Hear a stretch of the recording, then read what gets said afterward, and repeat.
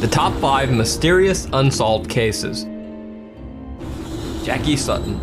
In late October 2015, seasoned British journalist Jackie Sutton arrived at a Turkish airport to catch her connecting flight to Iraq, where she'd been working with the free speech organization IWPR. Hours later, she was found dead in an airport restroom.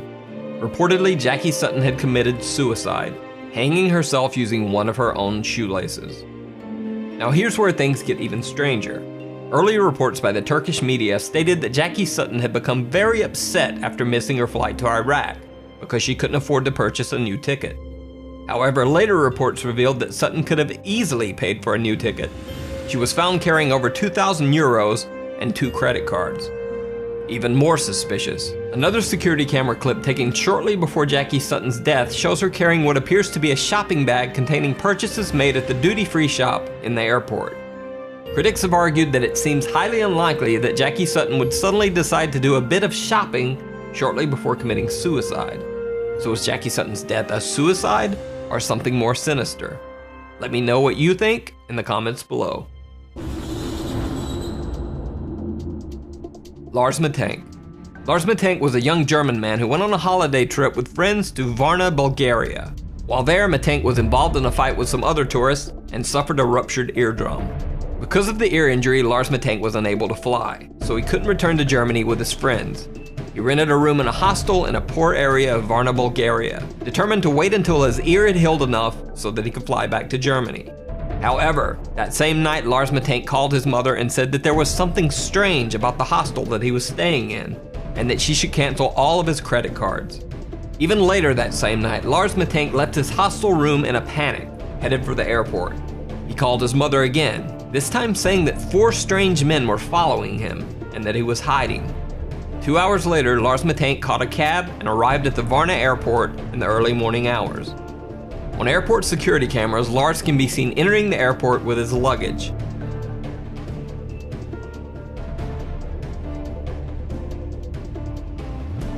But minutes later, he is seen running from the airport in a panic, leaving his luggage behind.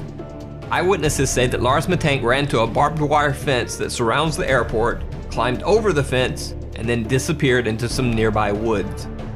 To this day, Lars Matank has never been found. His family asked that anyone with any info as to his current location contact them via their website or Facebook page.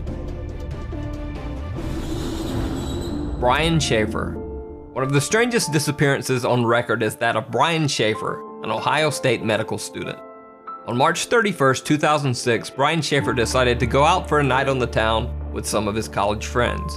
They met at the Ugly Tuna Saloona, an upstairs bar at Ohio State's South Campus. Brian can be seen arriving at the bar with his 2 friends. They're smiling and laughing as they exit the escalator to the 2nd floor bar. Around 10 p.m., Brian called his longtime girlfriend, with whom he had planned a spring break getaway to Miami a few days later. Brian told her that he loved her and would see her soon. Brian's girlfriend said that the call was nothing out of the ordinary. Later, Brian Schaefer is seen again on security camera near the escalators, talking to 2 girls. He seems to say goodbye and then heads back into the bar. Brian Schaefer was never seen again. Security cameras covering the only exits of the Ugly Tuna Saloona bar do not show Brian Schaefer ever leaving. The only possible other exit would have been through an area of the bar that was under heavy construction at the time and closed off to the public. However, even if Schaefer had left through the construction area, there are multiple other security cameras in the bar's vicinity. None of these cameras picked up footage of Brian Schaefer ever leaving the bar. It's almost as if Brian Schaefer disappeared into thin air in the middle of a crowded bar.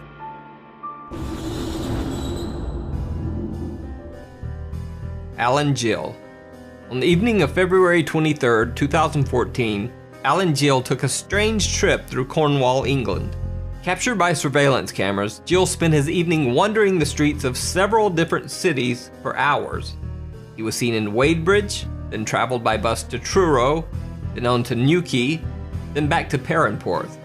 No one knows why Alan Gill took this strange trip, or what he was doing wandering the streets of 4 different cities all night. The next morning, the dead body of Alan Gill was found washed up on the shore of Perranporth Beach. Gill was naked except for 1 sock and 1 shoe. But the story gets even stranger. Alan Gill's other sock was found wadded up inside his mouth, wrapped in the cord of a pair of earbud-type headphones. Near his body was a black jacket containing a wallet with 95 British pounds, but his bank cards, credit cards, and ID were missing. However, the wallet contained a single bizarre picture: Alan Gill as a child.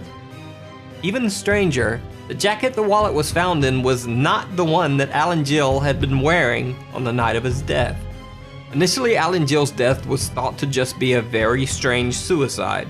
However, an autopsy revealed multiple unexplained injuries to Alan Gill's right hand, chest, and head. Police ruled the death as suspicious. The case still remains unsolved, and no one knows exactly what happened to Alan Gill. The Jamison family. One of the most bizarre disappearances in recent history is that of the Jamison family of Eufaula, Oklahoma.